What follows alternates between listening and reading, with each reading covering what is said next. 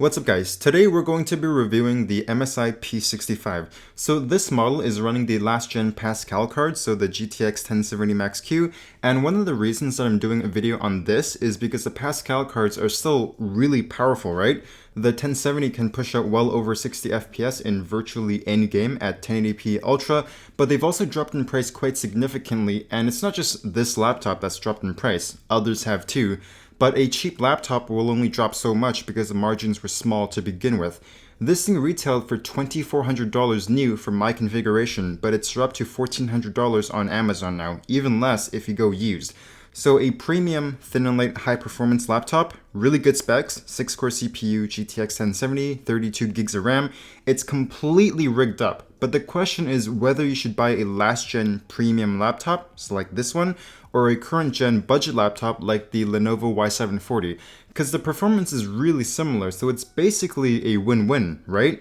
Now for full transparency, I did ask MSI for a review unit, but I wasn't paid or told to say anything good or bad, other than to link their promotions page in the description. So let's begin. The build of the P65 is good. It's constructed mostly out of aluminum with some plastic pieces like the hinge and the screen assembly.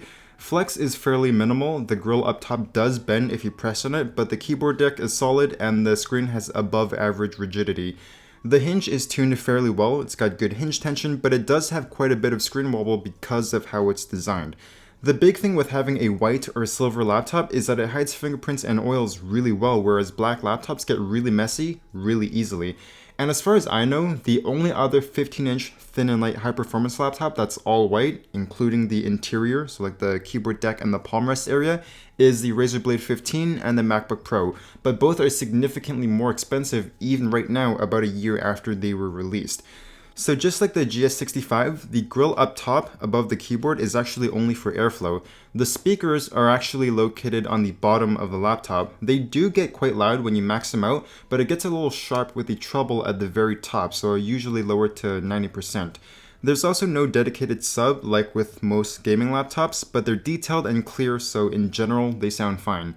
Unfortunately, they don't have a 4K option on this model. My unit is running a 1080p 144Hz IPS panel.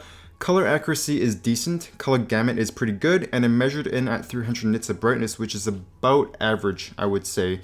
The 1050 Ti only comes with a 60Hz screen, kind of makes sense since it's not that powerful to begin with, and the 1060 comes with both options, so the 60Hz and the 144Hz panel, but I've only seen the 144Hz option being sold in North America. The keyboard and trackpad are both quite good. I can't remember if the GS65 had the exact same feeling keyboard, but this one was really easy to start typing on. The key travel is good, could be a little bit better, I guess, but it's really tactile, excellent feedback, it's got this nice clicky feel to it.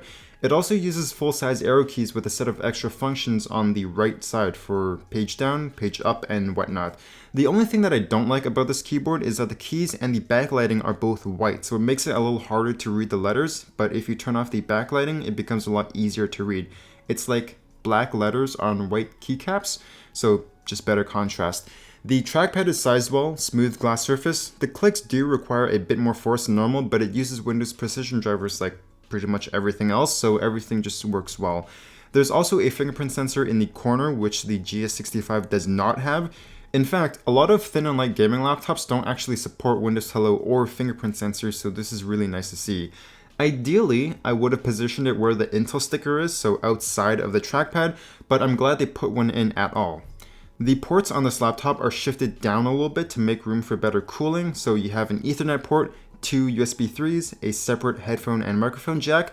On the right is your power, HDMI 2.0, mini DisplayPort, Thunderbolt 3, and a third USB 3 port. One thing to note, only the limited edition white model, so the GTX 1070, supports HDMI 2.0 and Thunderbolt 3. The lower models run HDMI 1.4 and normal USB-C. If you need 4K 60, it still has the mini DisplayPort, but yeah, not really sure why they did that. There's a couple screws and latches holding the bottom panel in place, and once you get it off, there's not much that you can do from here aside from replace the Wi-Fi card. The RAM and SSDs are actually on the back side of the motherboard, and I'm running 32 gigs of RAM with a 512 gig SSD. You can configure it with a 1TB SSD right out of the box, and those are configured with two 500 gig SSDs in RAID 0. Okay, I'm going to talk about the thermals and then the performance because the thermals are actually really good on this thing. So despite being as thin as it is, there's 3 fans inside and it lets the CPU run at 3.9 GHz turbo at 90 degrees max with the GTX 1070 running at 73 degrees in Metro Exodus.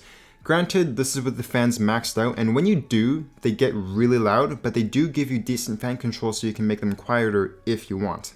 And because of how good the thermals are, performance in both games, video editing, and 3D rendering just flies. It still handles every game at 1080p Ultra at 60 FPS. The newer games like Metro Exodus sometimes drop below 60, so you might want to lower it to high settings, but the 1070 still pushes out some really good performance in 2019. If you want to run macOS on this thing, you need to replace the Wi-Fi card, and NVIDIA GPUs still aren't supported in Mojave or Catalina, so you're stuck with the integrated graphics, but otherwise it works. If you want to use Xcode for iOS development, or Final Cut, or iMessage, it all works. And lastly, there's an 80 watt-hour battery that's pushing a little under 7 hours of battery life, refresh rate lowered to 60 Hz. If you run it at 144 Hz, you can expect like 6 hours roughly of battery life, so it does make a difference. And it comes with a relatively compact 180 watt charger. So this laptop now runs for about $1,400 for the GTX 1070, but even then, it's still competing with some really good laptops like the Lenovo Y740, so why buy this, right? Well, first of all, they don't come in white, if that matters to you, but the big thing is how thin and how light this laptop is. It's just 18 millimeters thick and it weighs just 4.1 pounds. It's about the same as a 15-inch MacBook Pro, and despite that, it's got one of the best thermals I've seen in a gaming laptop, not including those like 30-pound water-cooled monsters. And the CPU clocks higher than most gaming laptops, so it straight up just performs better. It's also got really long battery life for a thin and light high-performance laptop, about 7 hours. Most of the new guys in this price point, like the Helios 300 and the Lenovo Y740, will average about 4 hours. Relatively small batteries as well. So in the end, if you want something that's powerful and super portable, that also looks good and hides fingerprints, this is it. And it also makes for a pretty good Hackintosh. So that's the end of this review. If you have any laptops that you would like me to review next, just leave it in the comment section below. I read pretty much all of them, and if I come across any of the suggestions, I'll make a review on it. I hope you liked it. I'll see you guys next time.